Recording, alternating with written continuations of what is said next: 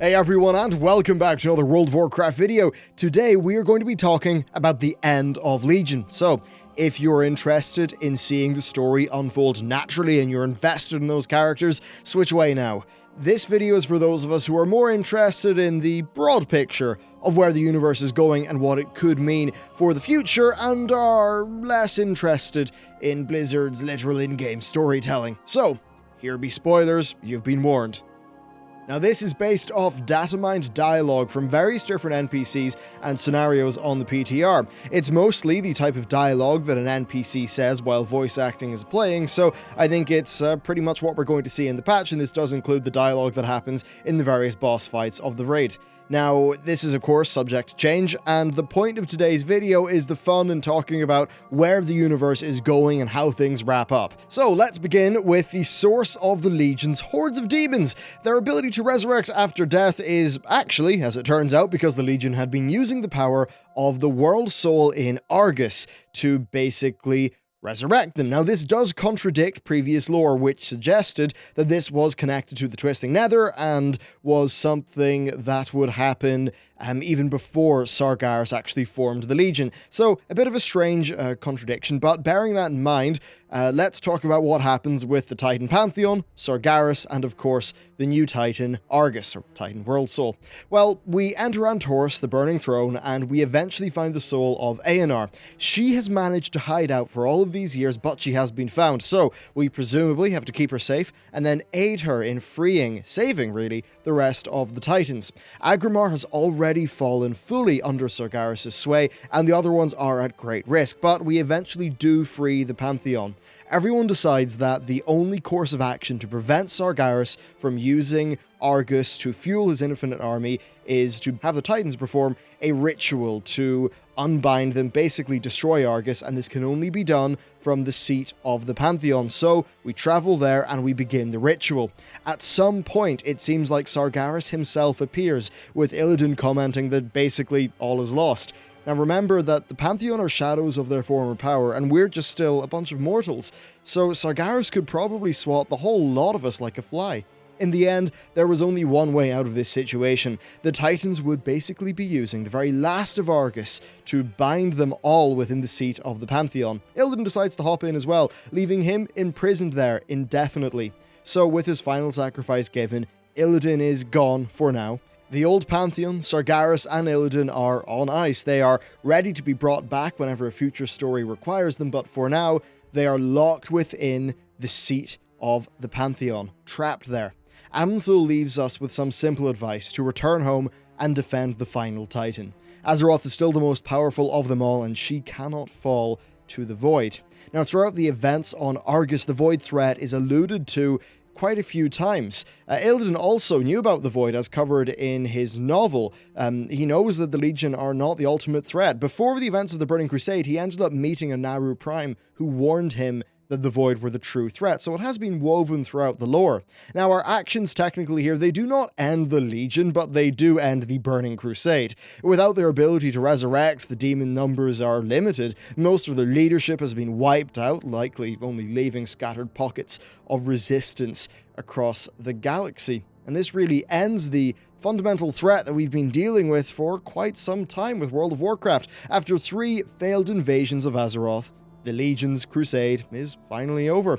They make it abundantly clear that the Legion is but a distraction in comparison to the real threat that is out there. Sargeras over the years has went from being an impossibly strong foe to really just being a guy who is terrified about what the Void could potentially do. So we know that the Legion is merely a distraction in quite literal terms, but we also are riddled by the likes of Xal'atath and various others who are in the know about the true threat that is out there. Basically, all things point to the Void. Okay, so let's talk about that threat. On Argus, Xal'atath tells the player, "Long have we sought entry to this realm. To think that we have a mortal to thank for giving us our foothold. Your service will be remembered." Do note that Xal'atath warned the player about its habit of abandoning its wielder in times of need. Perhaps Blizzard will tie this into however they plan to replace the artifact weapon system, because we know that probably won't be continuing into the next expansion. Now, Illyria Windrunner ties a lot into this. She seems to have taken the fight fire with fire approach to the Void. She was actually imprisoned at one point by Zira as basically a punishment for her dabbling in Void power. During the patch, she seems to further embrace that aspect of herself. Xal'atath seems to comment on this as well, saying, "This one shows promise. The whispers lure her towards her fate, and the caterpillar has become the butterfly. She is all but ours now." So he seems, he could be talking about someone else. That seems to fit the Ilaria stuff. We'll have to see in the patch. There is also a major parallel between Illidan and Ilaria. They both embrace the power of their foes for personal gain. Gain in power anyway. Now, she is counterbalanced by Turalyon, who represents the light, and the theme of light and shadow does pervade this patch, and it's even a part of how we upgrade our weapons on the Vindicar, which I will do a preview of once that has been opened up on the PTR. Now, there are a few prophecies involved here, especially with Anduin, Illidan, and the Army of the Light. If the Burning Legion is merely a distraction, then perhaps the vision of Anduin leading the Army of the Light is actually referencing some sort of future struggle against the Void Lords. We know that Velen saw Anduin lead that army, yet it has not happened. Illidan is currently on ice, but once again, the whole Child of Shadow and Light stuff could end up with the Void, not with the Legion. As for Sargeras, well, I'm glad that he's not going to be killed, and I'm glad that we, aren't the ones to kill him. It would be really strange for the lore in terms of the power levels involved if we were able to do that. He can destroy planets. A Titan can seemingly pick up an old god and just kill it. There would really be no way we could stand against that. And I'm also glad that we'll probably deal with him as a character later on, which could lead to some good storytelling rather than a villain of the month situation where we just kill him at the end of a very short or even non-existent character arc. Assuming what we see here is representative of what will go down, I think it's a brilliant ending to the Legion expansion. It is a cleaning of the slate that will open Blizzard up to new adventures. Their decision to bring the Burning Legion into Warlords of Draenor, and then in the process make the Iron Horde basically weak, pointless, and boring, and then to follow that up with the Legion expansion, I think it did lead to a little bit of burnout and sameness with some of the themes, even though, yeah, I do commend, say, Tier 20 for distinctly not being Legion themed for the most part. But still, there was some burnout there, and I think people will be hungry for something that is new. I do have to bring up the potential leak for the next expansion. You should probably watch my video that's covering that, but in short, it looks like Kulturas, home of the currently AWOL Jaina Proudmoore, will feature in it somehow. It does lead to some speculation, of course, of an Azoth expansion, which is corroborated by what Xal'atath and Il'gynoth have told us, so definitely that would be a fresh villain in comparison to the Legion. It will be a little bit different, and hopefully they would execute it in a new way.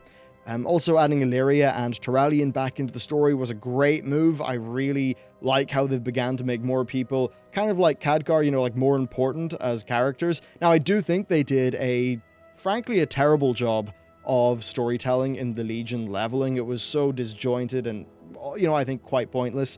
I think it was a complete step backwards from the storytelling of Warlords of Draenor. You've got characters like Yril, who, as much as they would send your cringe levels to overload at most of their voice acting and writing, they at least had this thing called a character arc.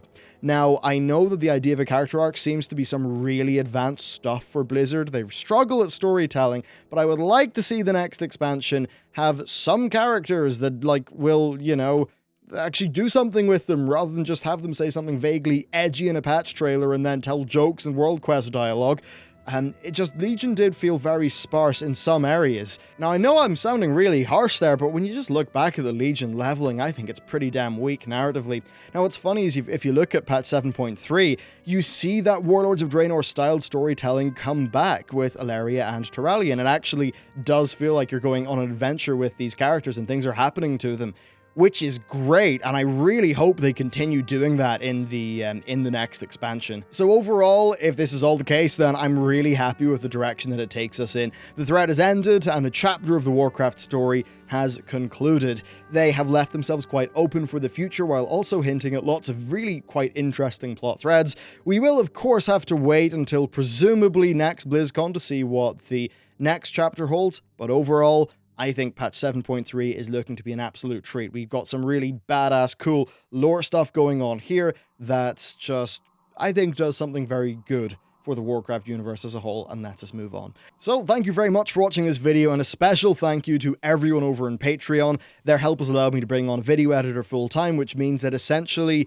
double the hours goes into every video on the channel, which has meant better edits, more in-depth stuff, and better, more interesting topics being tackled. So yeah, guys, hope you enjoyed this video, and I'll see you next time.